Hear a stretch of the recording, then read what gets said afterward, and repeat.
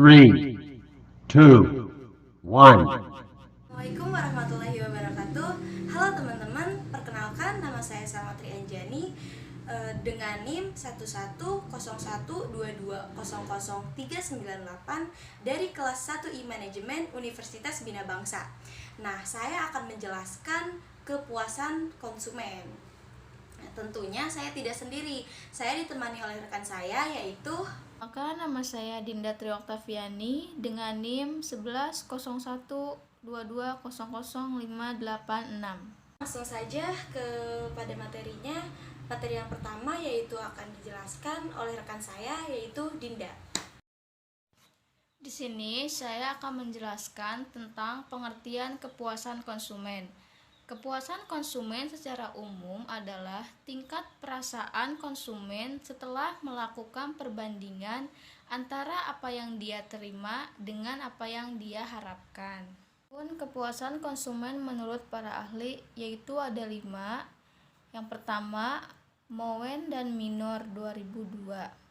Menurut Mowen dan Minor, kepuasan konsumen diartikan sebagai keseluruhan sikap yang ditunjukkan konsumen atas barang dan jasa setelah memperoleh dan menggunakannya. Kepuasan konsumen ini merupakan penilaian evaluatif setelah pemilihan yang disebabkan oleh seleksi, pembelian khusus, dan pengalaman menggunakan produk. Yang kedua, menurut Brown 1992. Definisi kepuasan konsumen menurut Brown adalah kondisi di mana kebutuhan, keinginan, dan harapan konsumen terhadap suatu produk, baik barang maupun jasa, sesuai atau terpenuhi dengan penampilan dari produk dan jasa. Jika puas, konsumen akan melakukan konsumsi secara berulang, terus-menerus, dan menjadikan konsumen loyal terhadap suatu produk dan jasa serta dengan sukarela mempromosikan produk tersebut.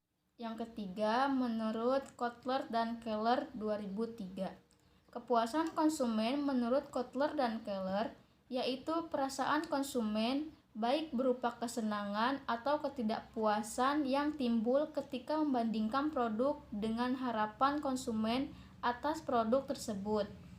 Jika produk itu sesuai atau lebih baik dari yang diharapkan oleh konsumen, maka kesenangan dan kepuasan akan dirasakan oleh konsumen.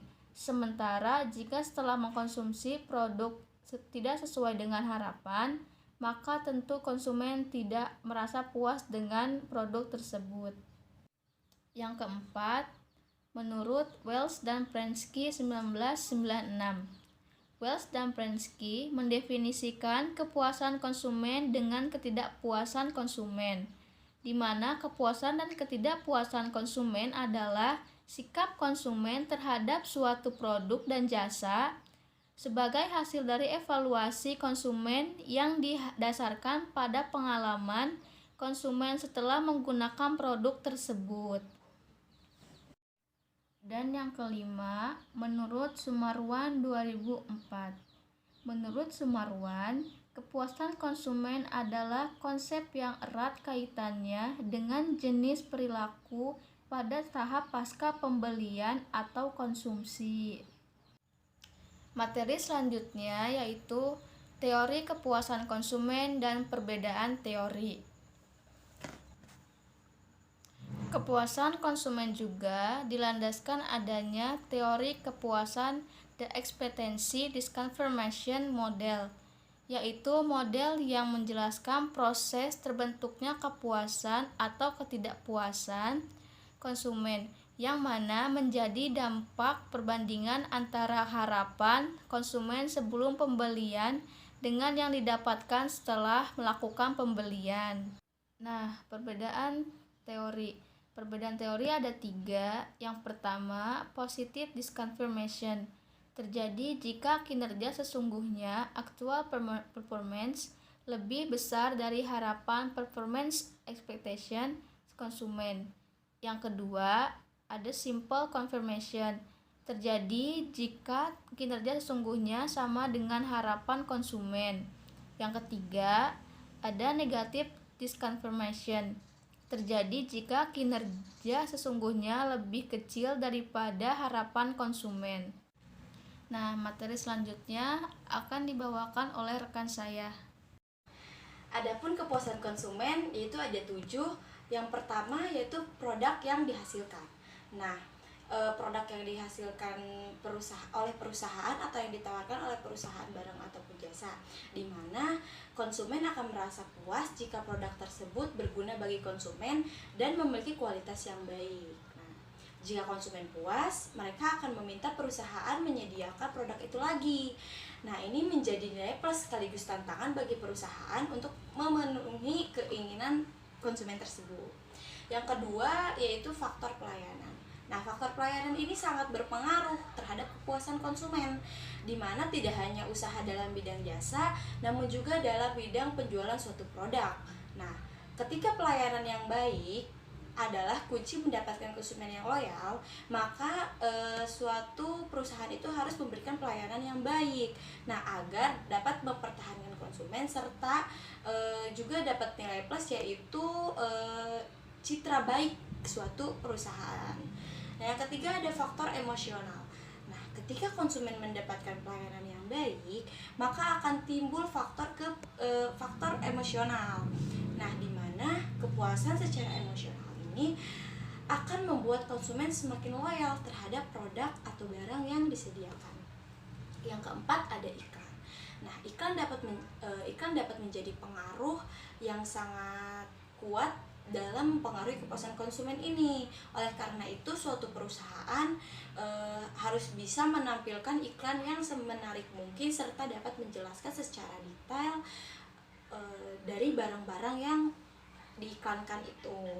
Yang kelima ada memberi kemudahan. Nah, maksudnya di sini yaitu seberapa mudah konsumen mendapatkan suatu barang atau jasa hingga proses transaksi pembayarannya.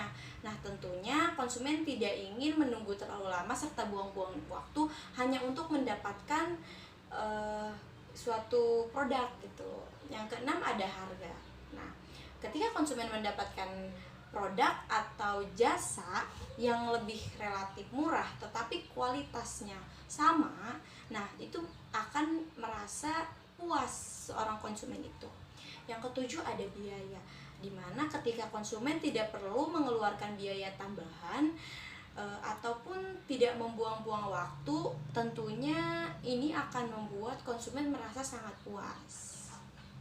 Ada metode pengukuran kepuasan konsumen, ada 4. Yang pertama yaitu dengan cara sistem keluhan dan pasar, di mana suatu organisasi yang berpusat pelanggan atau customer center memberikan kesempatan yang luas kepada para pelanggannya untuk menyampaikan saran dan keluhan. Nah, informasi-informasi ini dapat memberikan ide-ide cemerlang bagi perusahaan dan memungkinkannya untuk bereaksi secara tanggap dan cepat untuk mengatasi masalah-masalah yang timbul. Yang kedua ada go shopping.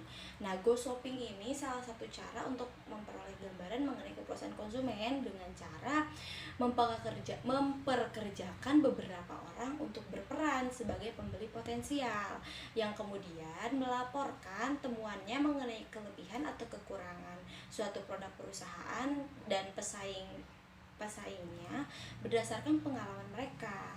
Selain itu, para go-shopper juga dapat mengatasi keluhan-keluhan tersebut.